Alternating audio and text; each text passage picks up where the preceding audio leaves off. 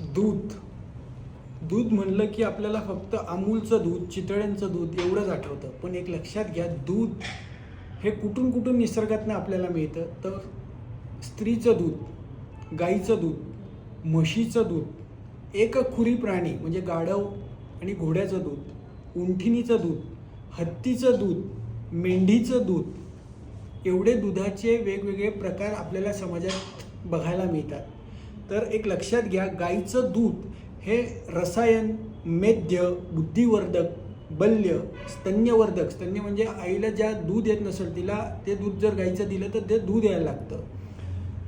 जखमी जे लोक झालेले आहेत, ज्यांना काही प्रकारच्या जखमा झाल्या आहेत, डायबिटीज होऊन झालेले आहेत, कुठल्याही प्रकारचं लागलं आहे आणि जखमा झाल्या आहेत, तर जखमींच्या जखमा भरून येण्यासाठी दूध हे काम करतं. उरशती, ज्याच्या छातीमध्ये खोकून खोकून खोकून रक्त पडतंय आणि सतत छातीचा भाग दुखतोय, उराचा भाग दुखतोय, त्यामध्ये दूध हे चांगलं काम करतं. क्षयी, मनुष्यांना हितकारक, ज्यांना टीबी झालेला आहे, ज्यांची प्रकृती ही फारच बारीक बारीक होत चालली, सतत खोकला येतोय, सतत ताप येतोय, सतत अंग दुखतंय, वजन कमी कमी होत चाललंय, अशा लोकांनी गाईचं दूध घ्यावं.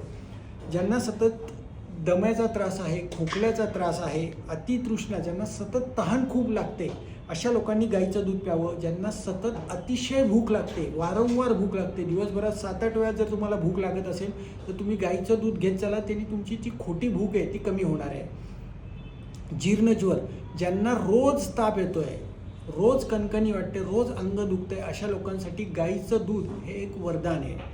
मूत्रकुच्छ आणि रक्तपित्त. मूत्रकुच्छ म्हणजे काय, तर ज्यांच्या लघवीला जळजळ होते, लघवी करताना त्रास होतोय, लघवी बाहेर येत नाही आहे, अशा कंडिशनमध्ये जर दुधाचं सेवन केलं तर ती लघवी साफ होणार आहे, लघवीच्या जागेत दुखणार नाही आहे आणि लघवी एकसारखी बाहेर पडेल. रक्तपित्त म्हणजे नाकावाटे, संडास वाटे, डोळ्या वाटे, काना वाटे, ज्यांना रक्त पडतं, घोळणा सतत फुटतोय, अशा लोकांनी गाईच्या दुधाचं जर सेवन केलं योग्य मात्रेमध्ये तर त्यांचे हे त्रास कमी होणार आहे.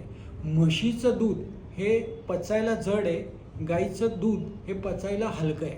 म्हशीचं दूध हे स्थूलता वाढवतं, गाईचं दूध हे आपल्याला कृश बनवतं, बारीक बनवतं, जास्त जाड करत नाही. तर एक लक्षात घ्या, म्हशीचं दूध गाईच्या दुधापेक्षा अधिक जड, थंड असून ज्यांना फार क्षुधा लागते, फार निद्रा येत नाही, अशा लोकांनी, ज्यांना झोप लागत नाही, त्यांनी म्हशीचं दूध घ्यायचं आहे. ज्यांना जाड व्हायचं आहे त्यांनी म्हशीचं दूध घ्या. शेळ्या ह्या थोडं पाणी पितात, चालतात भरपूर, तिखट तुरट रसाचं गवत सेवन करतात, तशा प्रकारची फळं खातात, त्यामुळं शेळीचं दूध हे तिखट कडू रसाचं असतं आणि त्याचं शेळीचं दूध जे आहे ते क्षय, ज्वर, रक्तपित्त आणि अतिसार याचा नाश करतं. क्षय म्हणजे काय, ज्यांना टीबी झाला आहे, वारंवार ताप येतो आहे, ज्यांची तब्येत खूपच खोलावत चाललेली आहे, काही केलं त्यांना कुठल्याच आजारामध्ये फरक पडत नाही, कॅन्सरची शेवटची अवस्था आहे, टीबीची शेवटची अवस्था आहे, अशा कंडिशनमध्ये लिव्हर ट्रान्सप्लांट ज्यांचं झालेलं आहे, लिव्हरमध्ये स्वेलिंग येतं आहे, पोटात पाणी साचतं आहे, तर अशा लोकांमध्ये शेळीचं दूध हे सगळ्यात उत्तम औषध म्हणून काम करतं. ज्यांना सतत जुलाब होतात आहे त्यांनी शेळीचं दूध घ्यायचं आहे.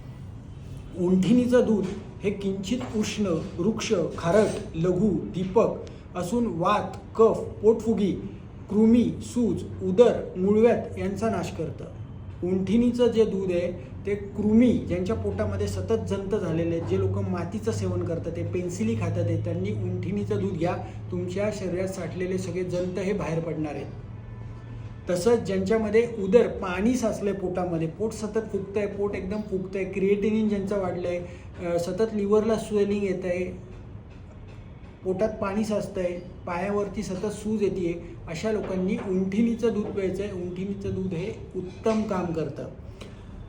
स्त्रीचं दूध हे रक्तदोष आणि ज्यांना डोळ्याचे विकार सतत होतात, ते ज्यांच्या डोळ्यांचे चष्म्याचे नंबर वाटतात, डोळे लाल होतात, ते डोळ्याला खाजवते, डोळ्याला आगाग होते, त्या लोकांनी स्त्रीचं दूध हे डोळ्यात टाकण्यासाठी उपयोग करायचा आहे. 3-3 टाईम जर डोळ्यात टाकलं तर त्यांचा तो त्रास कमी होणार आहे.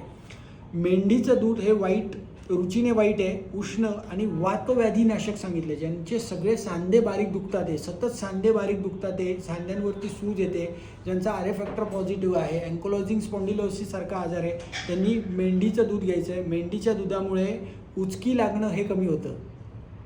श्वास, ज्याला दम सतत लागतो तो दम कमी होतो आणि कफपित्त यांना ते उत्पन्न करतं. हत्तीणीचं दूध हे शरीर दृढ करतं. ज्याला तब्येत चांगली करायची आहे त्यांनी नक्कीच हत्तीणीचं दूध प्यायचं आहे. घोडा आणि गाढव एकखुरीचे प्राणी आहेत, त्यांचं दूध हे शाखागत वायूचा नाश करतं. ज्याचे सतत हात, दोन्ही हात आणि दोन्ही पाय ज्यांचे सतत मस्क्युलर पेन आहे, ज्यांचे सगळ्यात सतत हात आणि पाय हे सतत दुखतात, त्यांनी घोडा आणि गाढवीचं दूध प्यायचं आहे, जेणेकरून वायूचा नाश करतं. पण घोडा आणि गाढवीचं दूध हे बुद्धी कमी करतं, त्याचा एक ड्रॉबॅक आहे. निरसं दूध हे जड आहे, अभिषंधी आहे. विधियुक्त तापवलेले दूध हे हलके आणि भूक वाढवणार आहे. तर एक लक्षात घ्या, रोज दूध तुम्हाला पचेल त्या मात्रेत, तुम्हाला असलेल्या आजारानुसार, किंवा सर्वांनी गाईचं दूध हे घ्या, ते रसायन म्हणून तुमच्या शरीरात काम करणार आहे.